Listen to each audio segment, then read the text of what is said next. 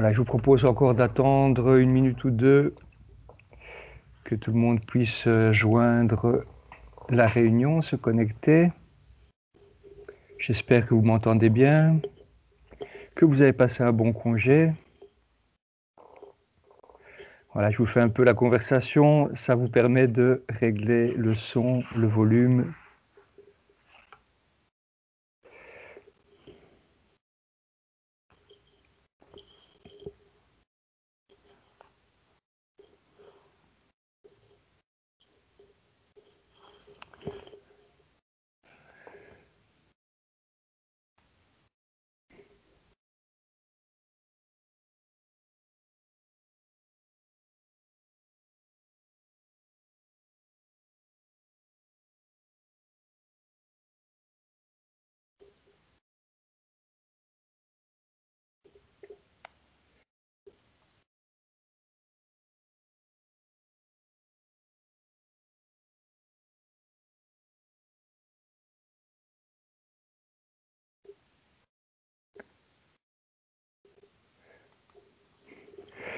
Voilà, ben je pense que nous allons pouvoir bientôt commencer.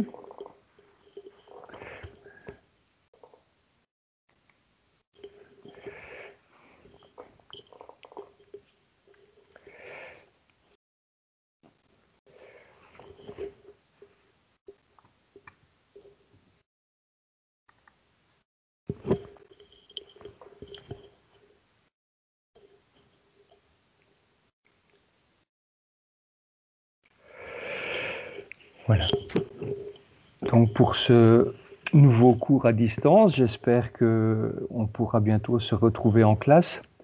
Au programme aujourd'hui, nous allons continuer à approfondir la famille biochimique des monoterpénols avec une monographie d'une nuit essentielle que j'aime beaucoup, une nuit essentielle majeure.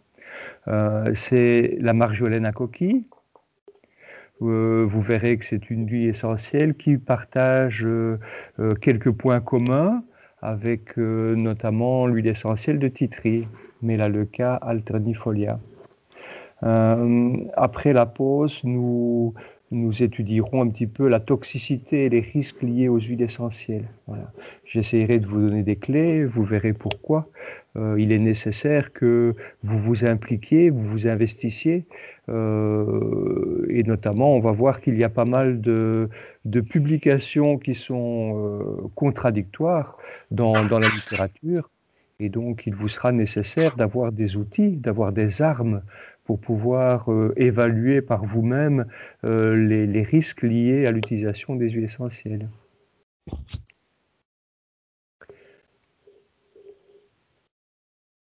Voilà. Bonjour Isabelle et Sabine, voilà, qui nous ont rejoints en live, en vidéo. Ce serait beaucoup plus sympathique si tout le monde pouvait brancher la vidéo et la caméra. Par contre, je pense que ça risquerait d'être un petit peu compliqué pour les bandes passantes et que certains d'entre nous pourraient être victimes de coupures sauvages d'images ou de sons.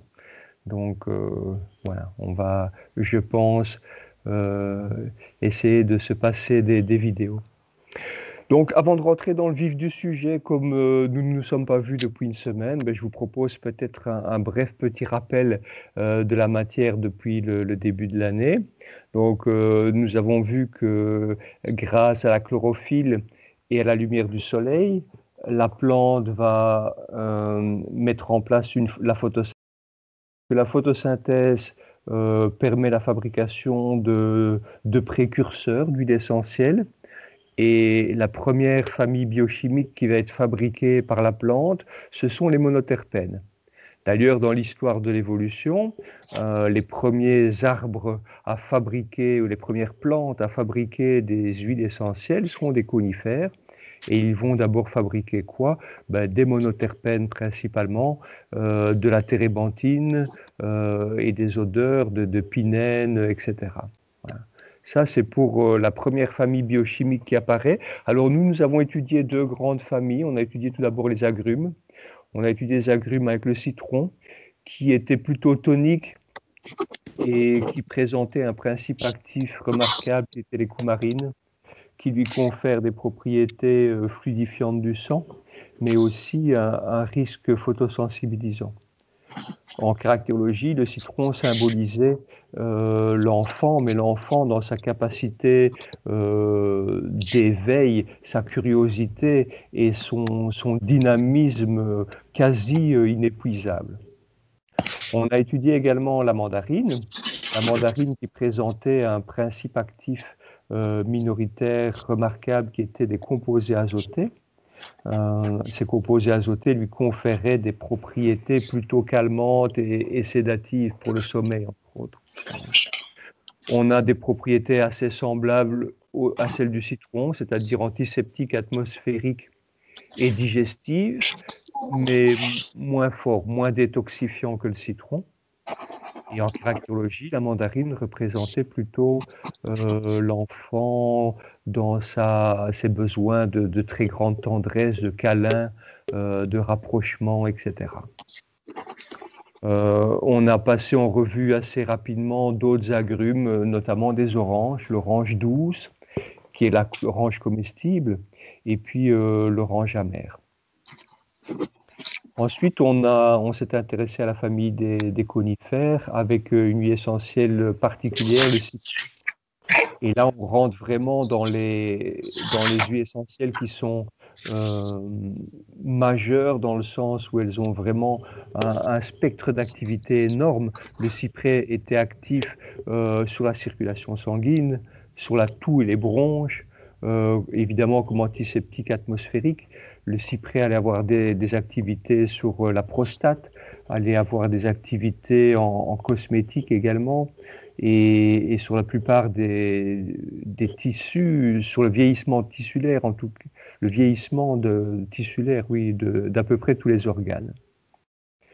En caractérologie, on l'avait représenté comme symbole des grands-parents, avec tout ce que ça représente en termes de stabilité, d'expérience, de gestion de l'émotionnel, etc., etc.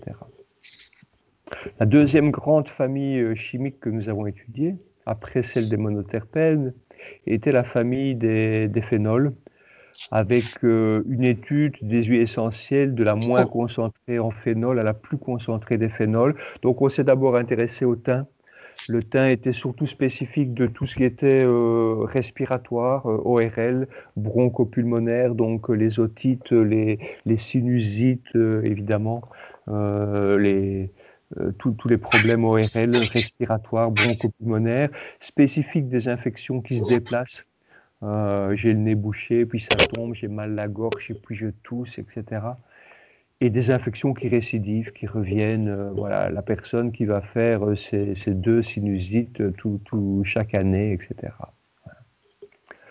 Ensuite, on s'est intéressé à la sarriette. Étymologiquement, je vous rappelle le satyre des montagnes. Pourquoi je vous dis ça?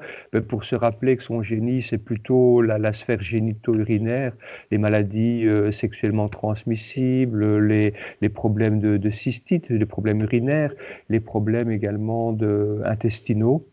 La sarriette est beaucoup plus spécifique des infections aiguës, sévères, avec grosse fièvre. Voilà. Et donc ces deux personnages, thym et sarriette, sont deux personnages particulièrement avec un fonctionnement plus physique. Le thym à thymol était un artisan avec une grosse capacité de travail, une grosse capacité de résistance à la maladie, à la douleur, un peu introverti, taciturne. Et la sarriette, une grande capacité vitale à résister à la mort, à résister à la maladie, et une grande force de libido également. Origanum compactum, la troisième huile essentielle que nous avons étudiée, c'était un peu un mix des deux. C'était un thym plus une sarriette avec 20% de thymol, 40% de carvacrol. C'était un petit peu un mix des deux. Je vous rappelle, grande huile essentielle culinaire, épice majeure des pizzas, et un anti-infectieux qui est meilleur marché que les deux précédentes et qui a connu un très grand succès commercial avec les capsules aromatiques à base d'huile essentielle. Et puis on s'est intéressé au clou de girofle, l'huile essentielle à phénol féminine, la seule des quatre, la plus concentrée en phénol, 80% de génol, avec une action également hypophysaire et une action sur une hormone particulière qu'on appelait l'ocytocine, c'est-à-dire une hormone qui va permettre de déclencher l'accouchement, de favoriser l'allaitement, favoriser la joie de vivre. Donc on a affaire ici à une huile essentielle antidépressive, bien sûr, et particulièrement spécifique du manque de morale lié à l'épuisement physique, au manque de sommeil, etc. On l'avait en caractérologie décrite comme la coucheuse, la sage-femme, et donc c'est l'huile essentielle de tous les grands caps, de tous les grands changements, de tous les grands accouchements, la puberté, l'andropause, la ménopause, les changements de vie, les changements de profession, les changements de domicile, les changements de pays, etc.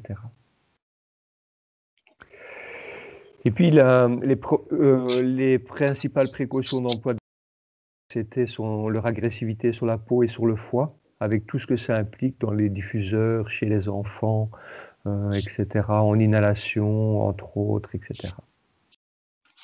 Et puis on s'est intéressé à la famille biochimique des monoterpénols, un alcool comme les phénols, et ces monoterpénols ont des propriétés antibactériennes et anti-infectieuses semblables à celles des phénols, avec un degré un peu moindre, mais aussi une toxicité moindre. Ce sont des huiles essentielles parfaitement tolérées, ou des molécules en tout cas parfaitement tolérées sur la peau. Pensez au géranium, pensez au palmarosa, pensez au bois de rose, au bois de haut. Donc parfaitement indiqué pour la désinfection des plaies, la désinfection de la peau, tous les problèmes infectieux par voie externe. C'est une grande famille privilégiée. Et on s'est intéressé au thym, mais cette fois-ci un thym qui ne produisait plus de phénol, mais qui produisait des monoterpénols en grande quantité, le thym à linalol. Alors c'est la même plante, c'est la même huile essentielle presque, avec des indications semblables, système respiratoire, les infections qui se déplacent, les infections bronchopulmonaires, mais des indications beaucoup plus d'usage externe, des indications plus de pédiatrie chez l'enfant et des indications plutôt préventives, c'est-à-dire que en période d'angine, on va utiliser un thymol. Et puis, entre les épisodes infectieux, entre les épisodes d'angine, pour renforcer l'immunité, on pourrait très bien envisager ce fameux linalool. Alors, en caractérologie, on l'a représenté comme un enfant avec un très haut potentiel dû à une très grande sensibilité, un tempérament particulièrement fragile, tant psychologiquement, avec énormément de doutes, un très grand besoin d'affection, un énorme besoin d'être assuré, d'être protégé, et en même temps une sensibilité qui, s'il parvient à en exploiter toute la richesse, tous les trésors, cet enfant va pouvoir devenir quelqu'un avec un certain génie dans sa profession, et en tout cas quelqu'un qui a accès à une grande intuition, à une grande sensibilité, à une grande finesse dans son raisonnement, dans son analyse, etc.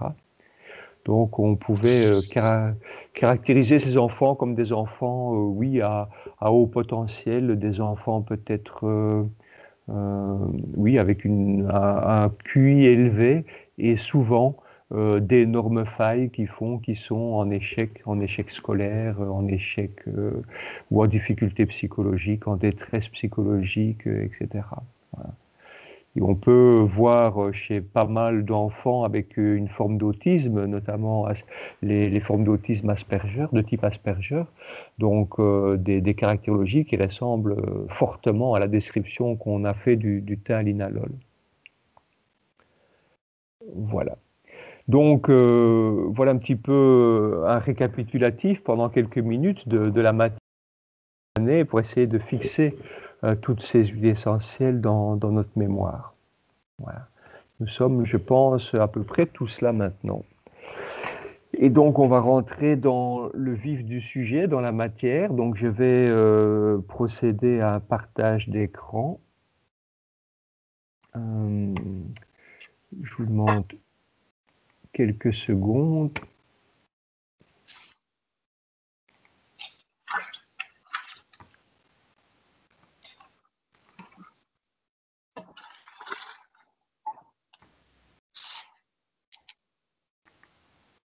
Voilà. Si je ne me suis pas trompé, vous devriez voir une magnifique photo de l'amiacée en gros plan. Une feuille pubescente avec le bord du limbe qui est particulièrement pubescent. Voilà, signalez-moi hein, s'il y avait un problème technique, s'il y a quelque chose que vous voyez mal, n'hésitez pas à utiliser le petit pictogramme conversation pour pouvoir laisser un message. Donc, je vous rappelle les caractéristiques de l'amiacée en règle générale. Carré, donc qui se sent quand on fait tourner la tige entre les doigts, on sent que la section n'est pas ronde mais bien carrée, anguleuse. Alors nous avons des feuilles qui sont opposées deux par deux et puis positionnées étage par étage autour de la tige de façon opposée. Donc voilà un petit peu la caractéristique de ces lamiacées. Et puis un côté pubescent qu'on retrouve dans de très nombreuses lamiacées, qu'on retrouve beaucoup moins dans un basilic par exemple, mais qu'on trouvera ici très fortement dans les marjolaines. Donc nous voyons que par rapport à d'autres lamiacées que nous avons étudiées cette année, je pense à la sarriette théotin, qui avait des feuilles qui ressemblaient un peu plus à des aiguilles. Ici, on a vraiment une feuille avec un limbe important, un limbe, on va dire, charnu. Et c'est un petit peu la caractéristique de cette huile essentielle. Alors, excusez-moi pour votre confort, je vous invite bien sûr à prendre les notes de cours devant vous et à ouvrir les notes de cours à la page de la marjolaine à coquille M. C'est évidemment l'huile essentielle que nous allons étudier. Alors, la grande caractéristique au niveau botanique, c'est que nous avons le même genre que l'origan.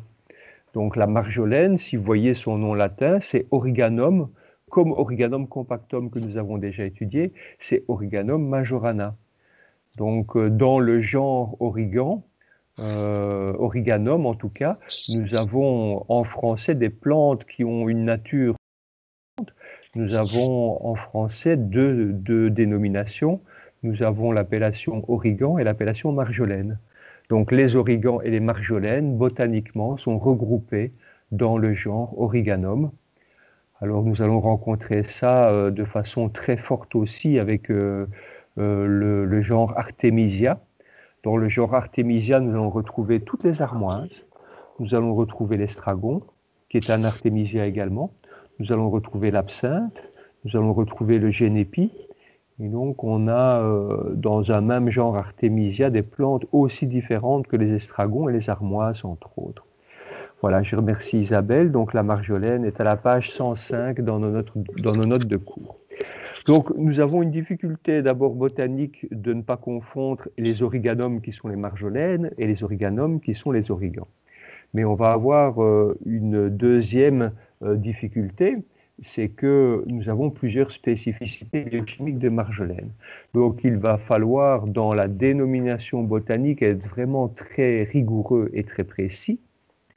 Et donc nous allons devoir retenir le principe actif, le monoterpénol de cette marjolaine, parce que nous avons deux marjolaines à monoterpénol.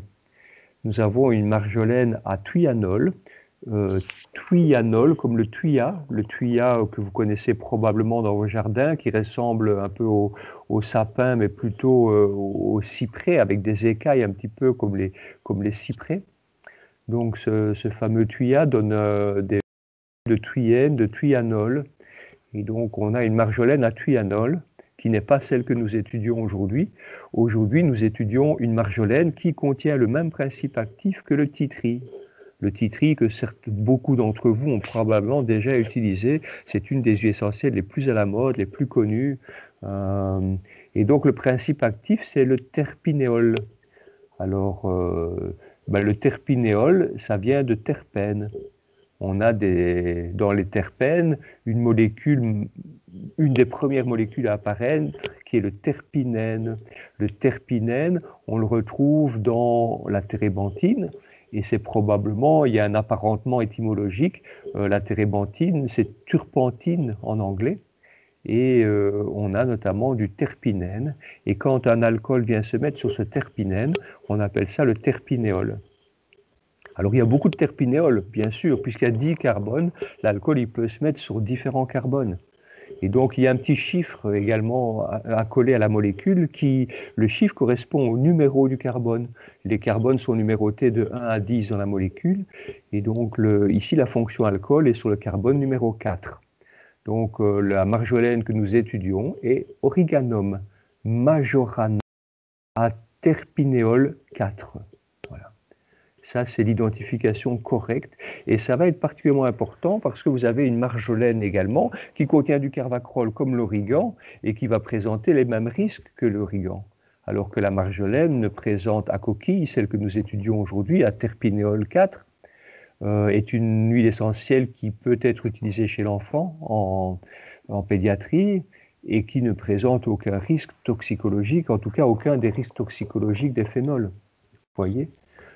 Donc, ça nous renvoie à un des cours du début de l'année avec l'importance de l'étiquetage et de l'appellation précise et correcte des huiles essentielles. Donc, à la fin de l'année, si vous devez conseiller une synergie par voie orale, par exemple pour l'otite, et que vous me conseillez la marjolaine sans autre précision, vous perdrez des points.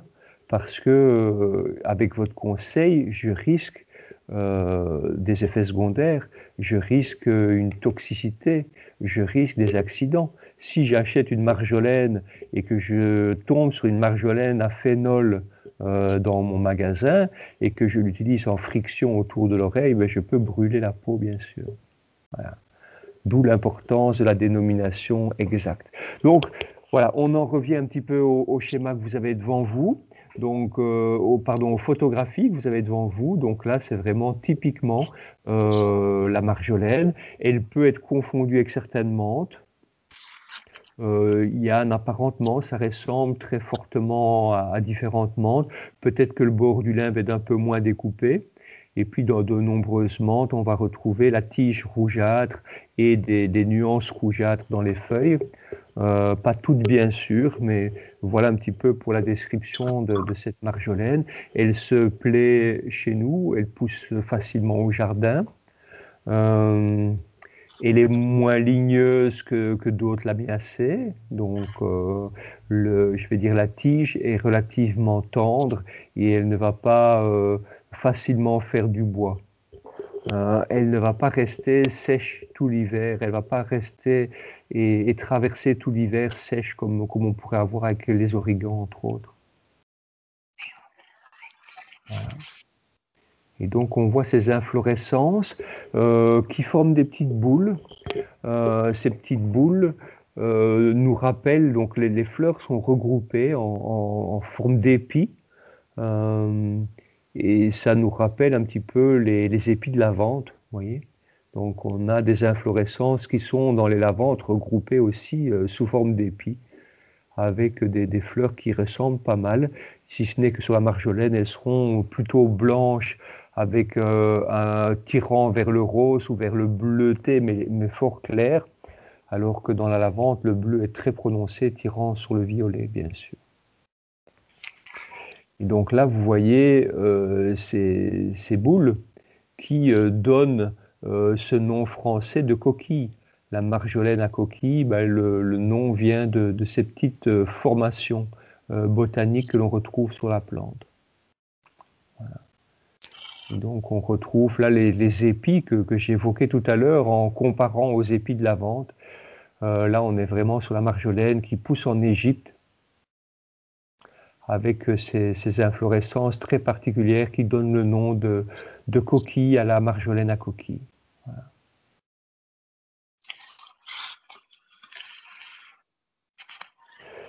Alors, le principal pays producteur de cette marjolaine à coquille est l'Égypte. On retrouve de très belles qualités de marjolaine en culture bio en Égypte. L'Égypte est un pays producteur de géranium également beaucoup. On retrouve des basiliques qui sont produits en Égypte. Et ici, vous avez la répartition sauvage de la plante au niveau de l'Italie. Donc on ne parle pas de culture ici, bien sûr, mais on parle des régions d'Italie où la plante se trouve à l'état naturel, dans, voilà, dans les différentes régions. Donc on voit qu'elle est présente en Sicile et en Sardaigne. Et on voit également l'altitude, c'est important, donc on ne retrouvera pas de marjolaine en haute altitude, au-dessus de 1400 mètres, on ne retrouvera pas de marjolaine. Et puis vous avez les périodes de floraison également. Juin à septembre, ce sont les périodes de floraison de cette fameuse marjolaine à coquille.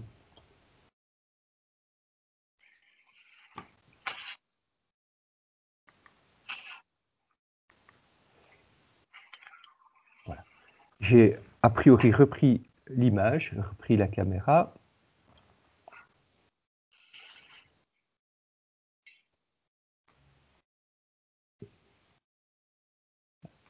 Et on va prendre maintenant notre syllabus que je suis en train de vous préparer.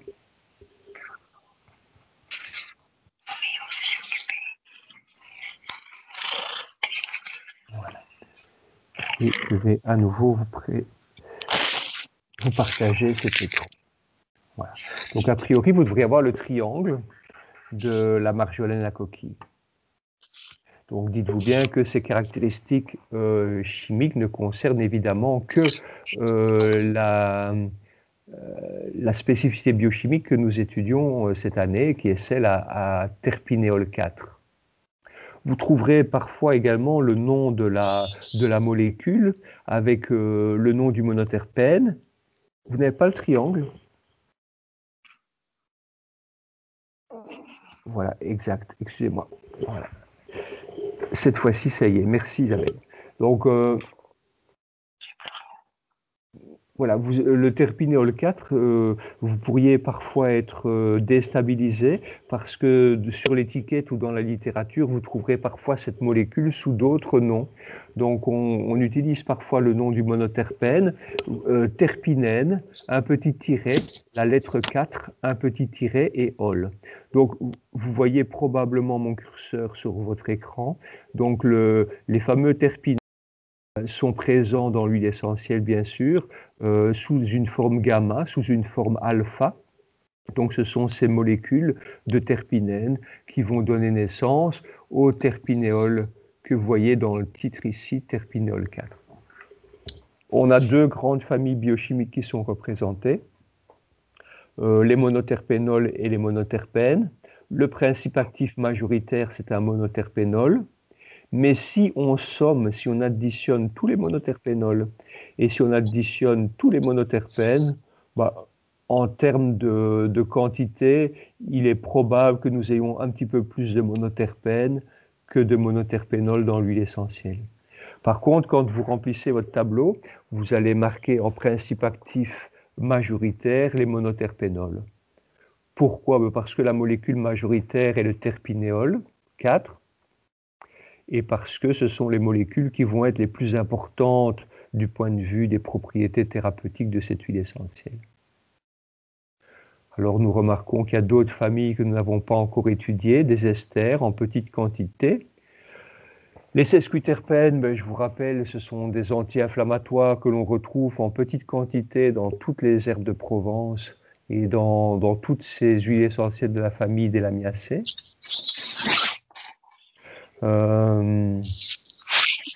Et puis, il n'y a pas de principe actif minoritaire remarquable dans cette huile essentielle. Vous pouvez, dans votre tableau, mettre un petit trait ou une petite croix dans cette colonne. Il n'y a pas un principe actif minoritaire avec des propriétés vraiment remarquables. Ce que nous remarquons, c'est que beaucoup d'huiles essentielles qui ont des traces de spatulénol, le spatulénol, c'est la petite molécule que vous voyez ici de sesquiterpénol. Voilà, les sesquiterpénols, donc avec moins de 1% de spatulénol. Quand on voit cette molécule présente dans une huile essentielle, on a souvent une propriété, soit au niveau du cycle menstruel et des douleurs menstruelles, soit au niveau urinaire, sur des problèmes de cystite, etc.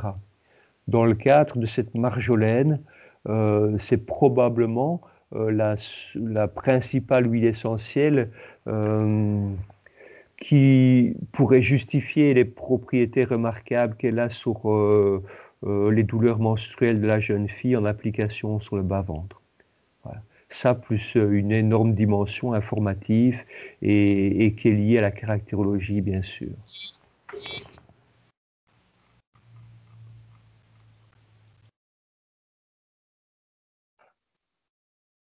Voilà pour la composition chimique de cette huile essentielle de marjolaine.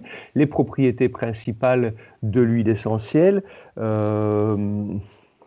elles sont vraiment nombreuses, il fallait en choisir certaines. Cette plante de marjolaine, elle est cultivée depuis 3000 ans maintenant, depuis plus de 3000 ans. On a des traces de culture dans l'Égypte antique qui datent de plus de 3000 ans maintenant. Et c'était une plante sacrée. Cette plante était consacrée à Osiris, à Aphrodite. Et voilà, elle était déjà utilisée probablement pour aromatiser des boissons et des plats, mais également pour des usages médicinaux. Au niveau des Grecs, de la Grèce antique, d'Hippocrate, on a utilisé la marjolaine pour traiter les plaies et pour traiter des migraines. Dans l'Égypte antique, on l'utilisait pour les problèmes d'otite. Alors plus tard, le monde arabe qui a perfectionné les techniques de distillation et les grands phytothérapeutes arabes l'ont utilisé pour les problèmes de nez bouché, également pour des migraines, mais ils ont précisé des migraines plutôt digestives, des migraines type gueule de bois, etc. Ils ont utilisé la marjolaine pour le hoquet, pour lutter contre l'ivresse, donc pour dessouler en quelque sorte, et comme diurétique pour diminuer les rétentions d'eau. N'oubliez pas, j'ai évoqué tout à l'heure qui était remarquable sur les douleurs menstruelles. Les douleurs sont liées également à des stases circulatoires et des gonflements, et ces douleurs vont être améliorées, diminuées par les pertes de sang. Plus tard, au Moyen-Âge, on commence à utiliser la marjolaine, pas nécessairement en aroma, en phytothérapie, pour les problèmes de nerfs, notamment pour des paralysies, mais surtout pour des vertiges, des pathologies type acouphènes, etc., et des crises d'épilepsie. Et puis plus tard, Jean Valnet, donc, qui est un petit peu le père de l'aromathérapie moderne, la cite pour l'anxiété, l'insomnie, l'irritabilité de caractère, l'instabilité psychologique. Voilà un petit peu pourquoi il le conseille, mais ce n'est pas lui qui conseille la plante. À l'époque de Jean Valnet, on confond les propriétés de la plante et de son huile essentielle. Donc à l'époque de Jean Valnet, après la Deuxième Guerre mondiale, on donne les propriétés d'une plante et la plante et l'huile essentielle sont censés avoir les mêmes indications. Et donc voilà pourquoi, dans notre syllabus, au niveau des propriétés principales, on va retrouver une huile essentielle qui est un très grand rééquilibrant nerveux et elle va être indiquée pour la fatigue des nerfs. Donc c'est très intéressant. Origanum compactum, le clou de girofle était surtout indiqué pour la fatigue physique, l'épuisement parce qu'on manque de sommeil, parce qu'on a travaillé trop physiquement. Et la marjolaine, elle sera beaucoup plus indiquée dans l'épuisement lié à une fatigue parce qu'on a été trop stressé et le système nerveux a été trop sollicité. Et là, j'ai envie de vous remontrer le triangle. Alors sur ce triangle-ci, vous n'avez plus les diathèses, mais je vous rappelle, ici, on a la terre, on a le corps physique avec la diathèse infectieuse, et ici, on a tout l'émotionnel, l'affectivité, une prédisposition aux inflammations. Et voilà, notre molécule de monoterpénol qui est entre les deux va être un grand stimulant. On est dans le bas du triangle, mais un stimulant qui touche beaucoup plus l'émotionnel, l'affectif. Et donc, on a des propriétés qui vont être de nature neurotonique. tonique émotionnelle, si vous voulez. D'où le nom de neurasthénie, donc c'est fatigue nerveuse. Comme le théalinalol, puisqu'on est dans la même famille chimique, on aura des propriétés stimulantes de l'immunité, notamment c'est un grand remède de l'enfant qui fait des otites à répétition. Et puis c'est un anti-infectieux léger, un anti-infectieux moyen, donc qui peut être utilisé en pédiatrie et chez l'adulte associé à des huiles essentielles peut-être un peu plus puissantes, comme des huiles essentielles à phénol par exemple. Alors évidemment, quand l'émotionnel dysfonctionne et quand le système nerveux dysfonctionne, on va avoir différents troubles, et notamment des troubles de l'appétence, avec soit de la boulimie, soit de l'anorexie. Et donc on a une huile essentielle ici qui agit sur le système nerveux et qui permet de réguler ou de diminuer l'intensité des symptômes de boulimie, mais aussi d'anorexie mentale. C'est une huile essentielle antalgique. Oh, on ne met pas ça sur la tendinite. On ne l'utilise pas trop pour l'arthrose. Quoique par voie orale, à petite dose, elle pourrait être utile. C'est surtout un antalgique des douleurs menstruelles, on l'a vu.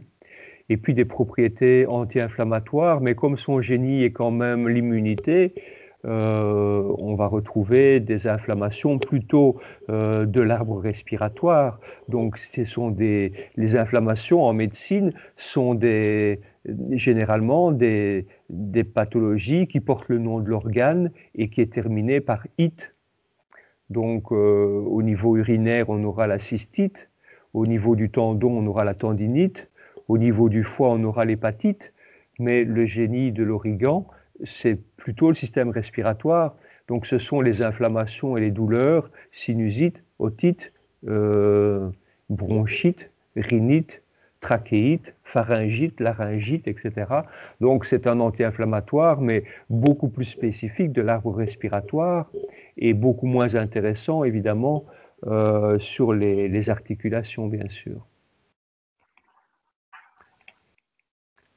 Alors, les données toxicologiques, on ne va pas trop s'y attarder. Pourquoi? Parce que la précision des spécificités biochimiques manque parfois. Et donc, si nous avons des données toxicologiques, mais que nous ne savons pas si le chercheur a utilisé sur ses souris une marjolaine à carvacrol, une marjolaine à thuanol ou une marjolaine à terpinéol, ces données vont nous être peu utiles. Alors, comment vous allez utiliser la marjolaine? Généralement, on l'utilise plutôt en voie rectale en médecine. Donc là, comme c'est une grande huile essentielle de pédiatrie, généralement, le pédiatre va utiliser sa marjolaine dans des suppositoires. On va l'intégrer dans des formules à utiliser par voie orale. On va l'intégrer dans des gélules, etc. La voie cutanée est possible. Elle sera surtout intéressante pour les douleurs menstruelles. Et puis, en usage domestique, pourquoi pas.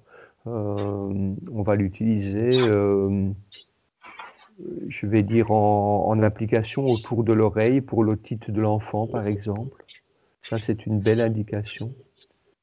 En usage atmosphérique, elle est relativement précieuse. Elle est un peu plus coûteuse que les grandes huiles essentielles que l'on utilise habituellement dans le diffuseur. J'ai envie de dire, on n'utilise pas la marjolaine en diffuseur, sauf dans certains cas pour sa caractérologie, pour des problèmes nerveux, chez des enfants épileptiques, ou bien chez des enfants que l'on ne peut pas traiter par voie orale, mais pour qui on va diffuser un petit peu d'huile essentielle de marjolaine dans la chambre, des enfants qui font vraiment une grande fragilité, qui font des otites à répétition ou des bronchiolites à répétition, par exemple.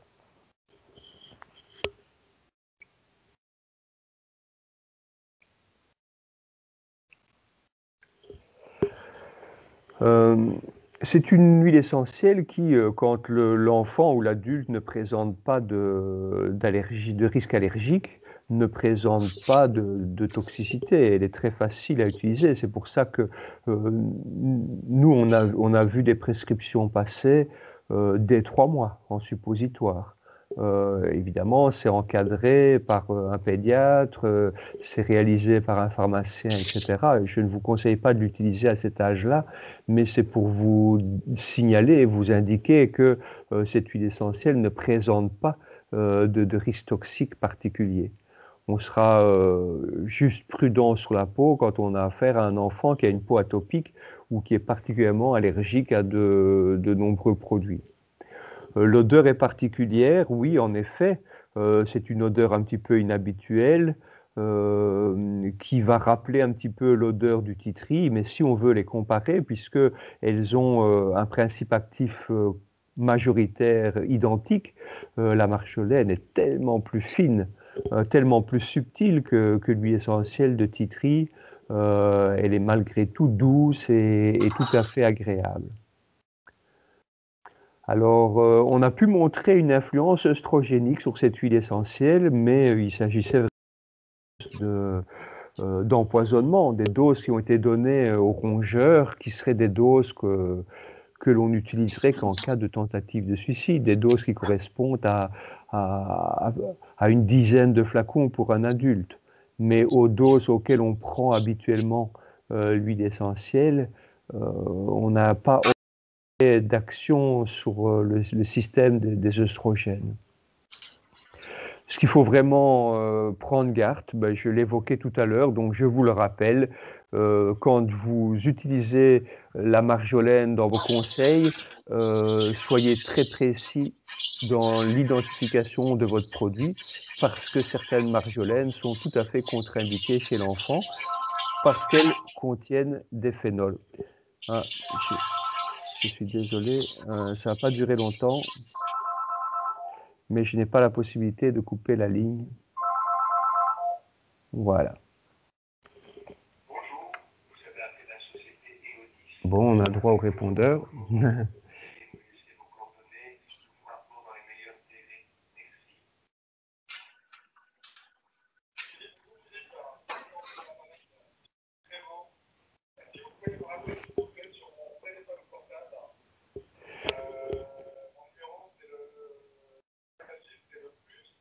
Voilà, excusez-moi, donc on est un petit peu dérangé là par le téléphone.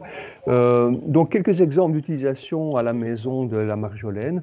Donc outre les propriétés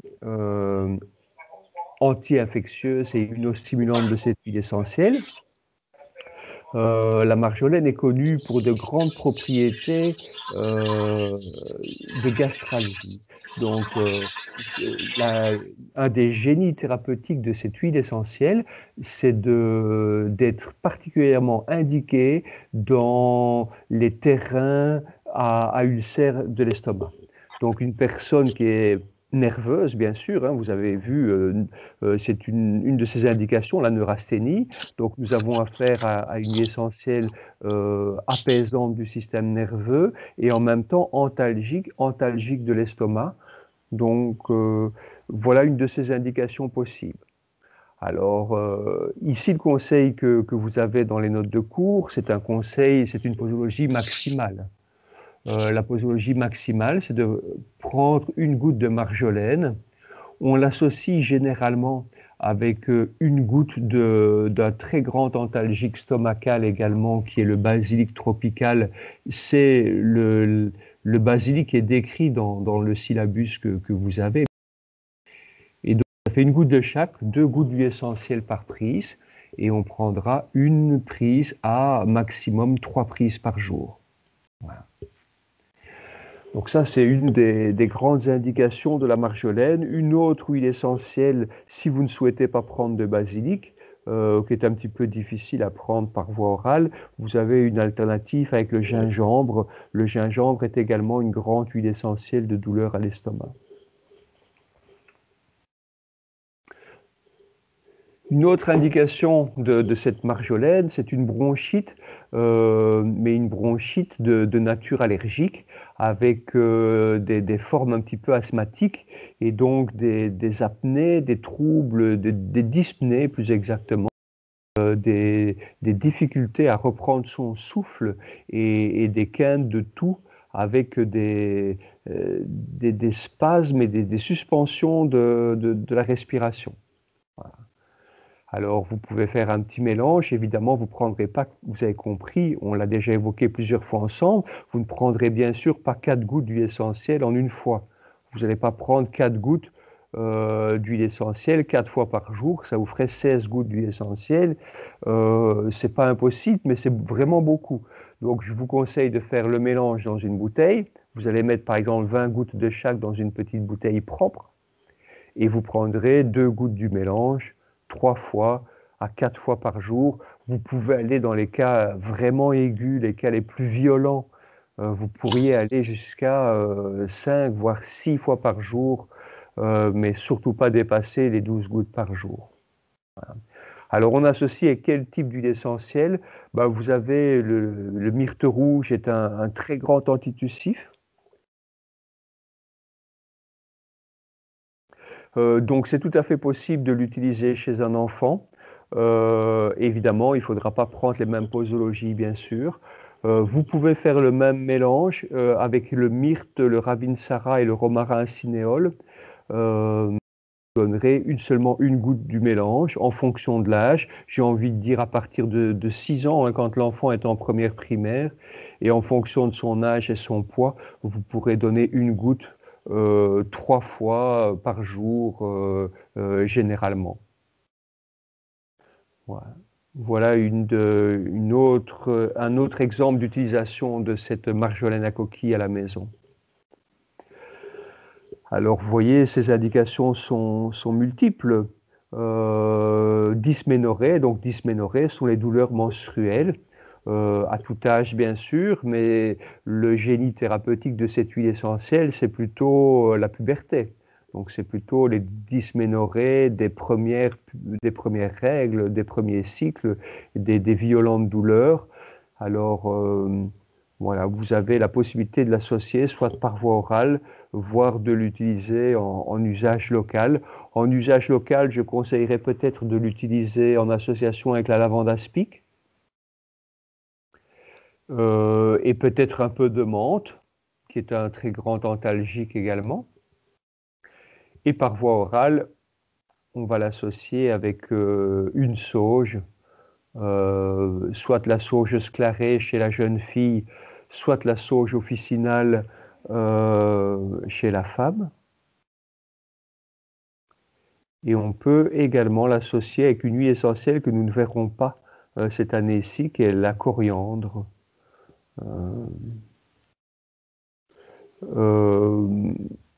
La coriandre va être surtout utile quand on utilise le mélange avant le cycle, préventivement.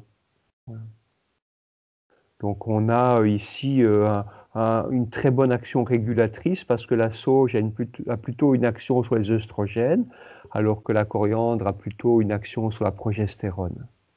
Mais si vous prenez la marjolaine avec la sauge officinale chez la femme ou avec la sauge sclarée chez la jeune fille, par voie orale au moment du début du cycle et des premières douleurs, vous avez déjà une très bonne activité. Alors cette marjolaine, vous allez voir, vous comprendrez mieux en caractérologie, c'est un personnage qui va avoir tendance à réagir de façon excessive. C'est un personnage, un jeune, voilà, qui est plein d'enthousiasme et plein d'excès. Et donc, on retrouve naturellement cette huile essentielle, qui est une huile essentielle à monoterpénol, une huile essentielle anti-infectieuse, une huile essentielle de rhume et de sinusite. On va la retrouver évidemment dans le rhume des foins. On va la retrouver également dans la sinusite d'origine allergique. Ça peut être une sinusite parce qu'on est intolérant au fromage, au lactose, aux produits laitiers. Ça peut être un rhume des foins parce qu'on est allergique au pollen. Et ça, c'est vraiment un des génies thérapeutiques de la marjolaine. Ça va diminuer l'hypersensibilité au pollen, l'hypersensibilité au lactose, et en même temps éviter que les premiers éternuements liés au pollen ne se transforment en infection, ne se transforment en inflammation, et qu'on ait vraiment le nez complètement bouché, complètement encombré, avec une évolution d'un stade allergique à un stade infectieux. Alors on l'associe avec un autre grand immunostimulant qui est le Ravinsara. Et puis si on veut vraiment faire un mélange très complet à la maison, là on prendra une bouteille vide, propre, et on fera un mélange marjolaine, Ravinsara, le romarin à cinéole et la camomille romaine. Chamaemelum nobile, c'est la camomille romaine. Et évidemment, si nous sommes allergiques au pollen, on risque d'être embêté pendant plusieurs mois. Et donc, on prendra des doses qui sont faibles, 2 prises par jour, mais sur des périodes qui sont longues, pendant 1 mois, 2 mois, voire plus si c'est nécessaire. On fera des petites périodes de repos, on arrêtera de prendre nos huiles essentielles de temps à autre, et notamment on arrêtera de prendre des huiles essentielles quand les pollens disparaissent, quand il pleut, quand il y a une accalmie, etc., etc.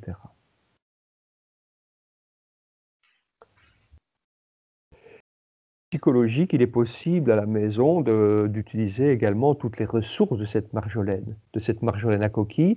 Et donc, on peut l'utiliser pour un petit peu comme antidépresseur, si vous voulez. On peut l'utiliser chez les jeunes qui ne trouvent pas leur voie, chez les jeunes qui manquent d'entrain, qui manquent de motivation, des jeunes qui nous font mal au cœur parce que ils sont timides, ils n'aiment pas trop la présence des autres et ils se renferment dans leur chambre. Ils se renferment dans leur monde, dans leur univers, avec leurs jeux vidéo, où ils voient personne, ils sortent pas, etc., etc. Et puis quand on leur demande ce qu'ils veulent faire comme métier plus tard, ben, voilà, ils doutent d'eux-mêmes, ils ne trouvent pas de motivation, ils n'aiment rien. Il n'y a aucune matière à l'école qui suscite leur intérêt, leur envie, leur passion. Et donc voilà, Origanum majorana peut aider en association tantôt avec l'amande poivrée, tantôt avec le Ravinsara. L'amande poivrée va plutôt permettre de gagner de l'assurance et de communiquer avec les autres. Et le Ravinsara agit de façon beaucoup plus profonde. Le Ravinsara va permettre d'être éclairé sur ce qu'on va avoir envie de faire plus tard et de mieux comprendre un petit peu comment nous fonctionnons et ce dont nous avons besoin pour pouvoir nous en sortir dans la vie et trouver un petit peu notre voie. Ça, c'est un génie d'Origanum majorana.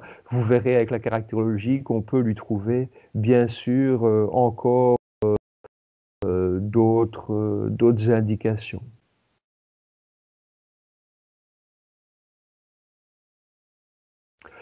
Alors on remarque bien sûr, c'est une plante qui est cultivée depuis 3000 ans. Donc vous voyez, il y a une interaction entre l'homme et la plante. Et donc l'homme, pour différentes raisons culinaires, médicales, etc., a interagi, a sélectionné et a cloné la plante pour qu'elle ait un certain profil. Et c'est à cause de ça qu'on va avoir des si grandes variabilités d'odeur, de composition chimique au niveau de cette plante.